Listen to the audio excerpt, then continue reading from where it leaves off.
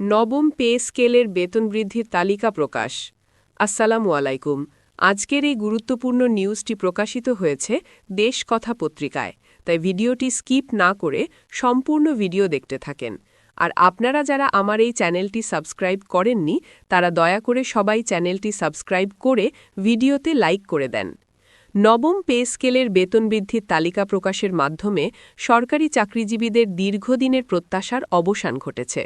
এই বেতন কাঠামো শুধু সংখ্যাগত পরিবর্তন নয়, বরং সরকারি কর্মচারীদের জীবনমান, আর্থিক নিরাপত্তা ও ভবিষ্যৎ পরিকল্পনার ক্ষেত্রে একটি যুগান্তকারী পদক্ষেপ হিসেবে বিবেচিত হচ্ছে।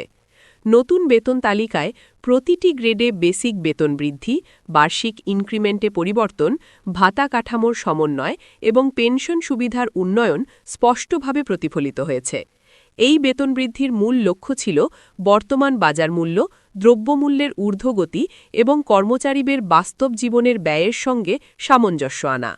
দীর্ঘদিন ধরে সরকারি কর্মচারীরা যে বৈষম্য ও আর্থিক চাপের মধ্যে ছিলেন, নবম পে স্কেল সেই চাপ অনেকটাই লাঘব করবে বলে আশা করা হচ্ছে।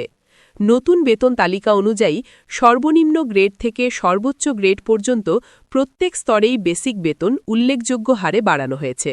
নিচের গ্রেডগুলোতে যেখানে আগে বেসিক বেতন ছিল তুলনামূলকভাবে কম, সেখানে এবার সেই বেতন এমনভাবে নির্ধারণ করা হয়েছে যাতে একজন কর্মচারী ন্যূনতম জীবনযাত্রার খরচ নির্বাহ করতে পারেন সম্মানের সঙ্গে।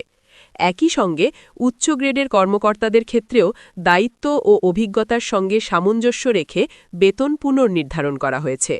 প্রথম গ্রেডে যারা রয়েছেন তাদের বেসিক বেতন এখন আগের তুলনায় অনেক বেশি নির্ধারিত হয়েছে।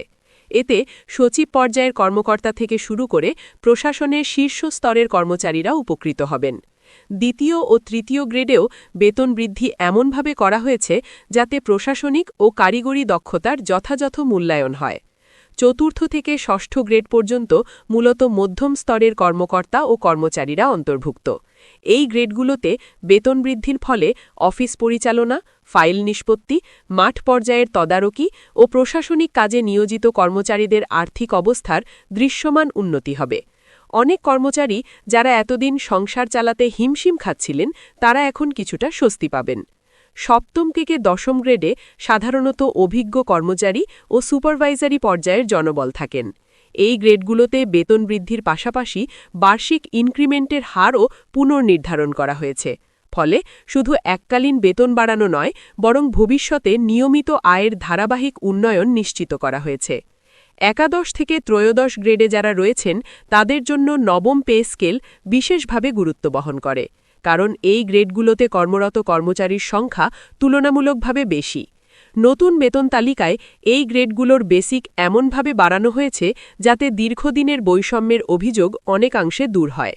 চতুর্দশ থেকে ষোড়শ গ্রেডে কর্মরত কর্মচারীরা সাধারণত মাঠ পর্যায়ের কাজ, দপ্তরের সহায়ক দায়িত্ব ও কারিগরি সহায়তায় যুক্ত থাকেন।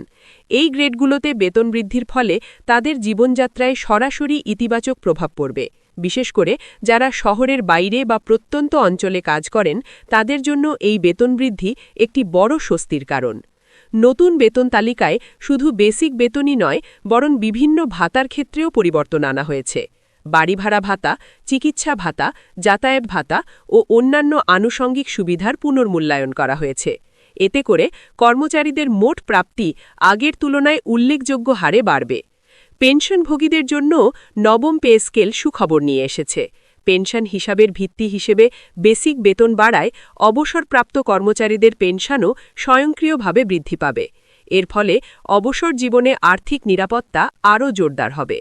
নবম পে স্কেলে বেতন বৃদ্ধির আরেকটি গুরুত্বপূর্ণ দিক হল গ্রেড কাঠামোর সরলীকরণ। আগে যেখানে বিভিন্ন ধাপে জটিলতা ছিল, সেখানে এখন তুলনামূলকভাবে সহজ ও স্বচ্ছ কাঠামো তৈরি করা হয়েছে। এতে বেতন নির্ধারণ, ইনক্রিমেন্ট হিসাব ও পদোন্নতির ক্ষেত্রে স্বচ্ছতা বাড়বে।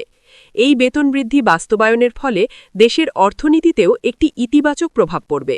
সরকারি কর্মচারীদের আয় বাড়লে বাজারে ক্রয় ক্ষমতা বাড়বে, যা ব্যবসা বাণিজ্য ও সেবা খাতে গতি আনবে।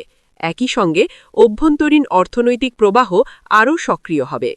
অনেক কর্মচারী মনে করছেন নবম পে স্কেল তাদের দীর্ঘদিনের অবমূল্যায়নের অবসান ঘটাবে। তারা আরও মনোযোগী ও দায়িত্বশীলভাবে কাজ করতে উৎসাহিত হবেন। এর ফলে সরকারি সেবার মান উন্নত হওয়ার সম্ভাবনাও তৈরি হবে। তবে বেতন বৃদ্ধির সঙ্গে সঙ্গে দায়িত্ববোধ ও জবাবদিহিতার বিষয়টিও গুরুত্বপূর্ণ। সরকার আশা করছে এই বেতন কাঠামোর মাধ্যমে কর্মচারীদের কর্মদক্ষতা বাড়বে এবং সেবার মানে ইতিবাচক পরিবর্তন আসবে। নবম পে স্কেলের বেতন তালিকা প্রকাশের পর বিভিন্ন মহলে আলোচনা শুরু হয়েছে। কেউ কেউ এটিকে সময়োপযোগী সিদ্ধান্ত হিসেবে দেখছেন, আবার কেউ কেউ মনে করছেন ভবিষ্যতে আরও সমন্বয়ের প্রয়োজন হতে পারে। তবে সামগ্রিকভাবে এটি সরকারি চাকরিজীবীদের জন্য একটি বড় অর্জন। এই কাঠামো কার্যকর হলে নতুন নিয়োগ